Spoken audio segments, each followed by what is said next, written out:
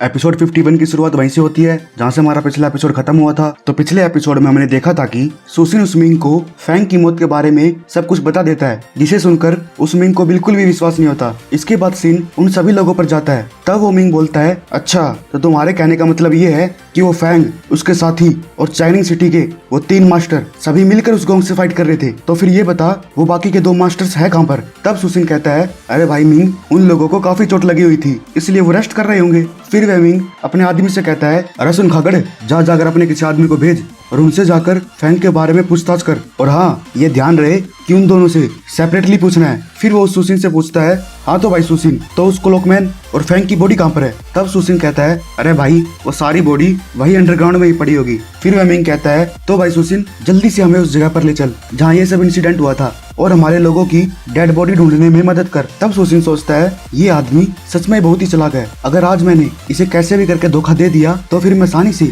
इस chaining city से safely निकल सकता हूँ। उस मिंग की बातें सुनकर वह जियान बोलती है, चलो कोई दिक्कत नहीं, जब तक मेरे पास टोकन है मैं आपको वहाँ तक ले जा सकती हूँ। फिर इसके बाद सीन उस अंडरग्राउंड पैलेस पर जाती है जहाँ उसका एक आदमी रिपोर्ट देते हुए कहता है, बॉस, उन दोनों लीडर्स ने भी वही कहा है जो हमें सुसिन ने बताया था और उनके कहने के मुताबिक वो उस गोंग के एक हिट भी नहीं सह सके थे। तो शायद जैसे हमें उस सुसिन ने कहा था, उस गोंग की पावर सच में बहुत ही ज्यादा थी। फिर वो मिंग कहता है, अच्छा ऐसी बात है। फिर उसके आदमी उन सब की बॉडीज को लेकर आ जाते हैं। फिर वो मूंछों वाला चचा कहता है, बड़े भैया, अगर हम इन सभी बॉडीज के घाव को चेक करें तो उसके मुताबिक वो सुसिन सच ही कह रहा है। फिर वह दूसरा आदमी कहता है, बड़े भाई, मुझे अभी भी कुछ गड़बड़ लग रही है, क्योंकि वो फैंग कभी भी अपनी आखिरी सांस तक नहीं लड़ सकता, ये उसका स्टाइल है ही नहीं, तो इसलिए हमें इतनी जल्दी कंक्लूजन पर नहीं पहुंचना चाहिए। फिर वो मिंग कहता है, तो ठीक है, इन सभी की बॉडीज को अपने सेक्ट में ले चलो, आगे वो लीडर वो ही बताएंगे कि हमें क्या करना है। फिर इसके बाद सीन स्काई एक्सपेक्शन पर जाता है जहाँ वो हुआंग कहता है, बॉस, क्या आप चाइनिंग सिटी को छोड़ रहे हो? फिर वह सुसिन कहता है, हाँ भाई हुआंग,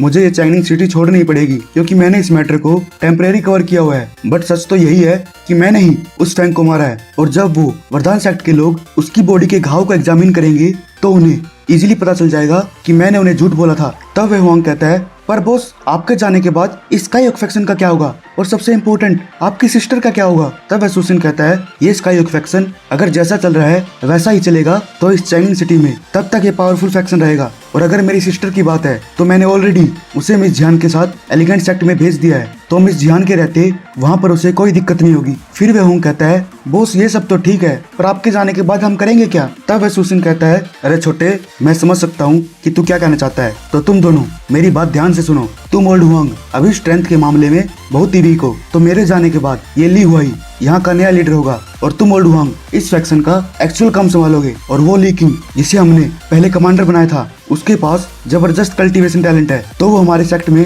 सेकंड इन कमांड की पोजीशन संभालेगा और मुझे विश्वास है कि तुम दोनों इस फैक्शन को अच्छे से संभाल लोगे। ये सब सुनकर ली हुआई बोलता है, बॉस, आप बिल्कुल भी फिक्र मत कीजिए, जब तक मैं यहाँ पर हूँ मैं इस फैक्शन को कुछ भी नहीं होने दूंगा। तब सुसिन उसके कंधे पर हाथ रखते हुए बोलता है, अरे भाई ली हुआई, मैं तुझे अच्छे से जानता हूँ कि तुम ये कर लोगे, और हाँ, उन पॉलिटिकल्स पावर के बारे में तुम्हें बिल्कुल भी सोचने की जरूरत नहीं है, तुम बस अपनी मार्शल स्किल्स को तेजी से इम्प्रूव करने में ध्यान दो। और ये लो, मेरी तरफ से तेरे लिए एक छोटा सा गिफ्ट, इन पिल्स की वजह से तुम कुछ ही समय में ट्रांसेंडेंट रियलम के लेवल पर पहुंच जाओगे। फिर उन पिल्स को लेने के बाद वो ली हुआई थोड़ा सोच में पड़ जाता है। तब सुसिन उससे कहता है, अरे भाई टेंशन मत ले, तेरे ट्रांसेंडेंट रियलम में पहुंचने के बाद और तेरी शॉर्ट टेक्निक के बेस पर तुम डेफिनेटली उन दूसरे फैक्शंस को आसानी से दबा सकते हो और अपने स्काई फैक्शन को सभी फैक्शंस में मजबूत कर सकते हो। ये बात सुनकर वो दोनों उसके सामने झुककर बोलते हैं, बॉस, हम इस स्काई फैक्शन के लिए अपनी जान भी दे देंगे। तब सुसिन कहता है, बहुत बढ़िया चीते, बहुत बढ़िया, तुम्हारे जैसे दोस्त पाकर मैं तो धन्य ही हो गया, तो अब मैं बिना किसी टेंशन के फाइनली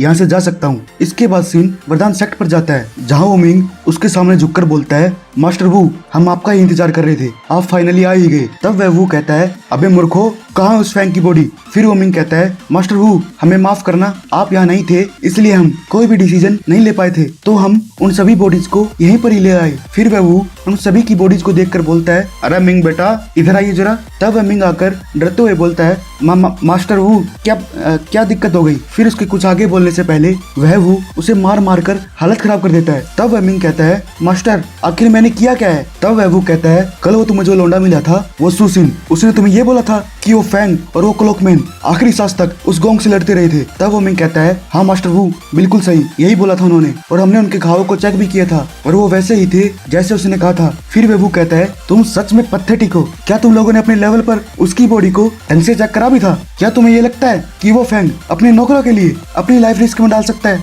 ध्यान से देख इसकी बॉडी को, इसके घाव से जो स्पिरिट एनर्जी निकल रही है वो सब का सब नकली है। तो गाइस, इसी के साथ हमारा एपिसोड समाप्त होता है। फिर मिलते हैं नेक्स्ट एपिसोड में। अच्छा है।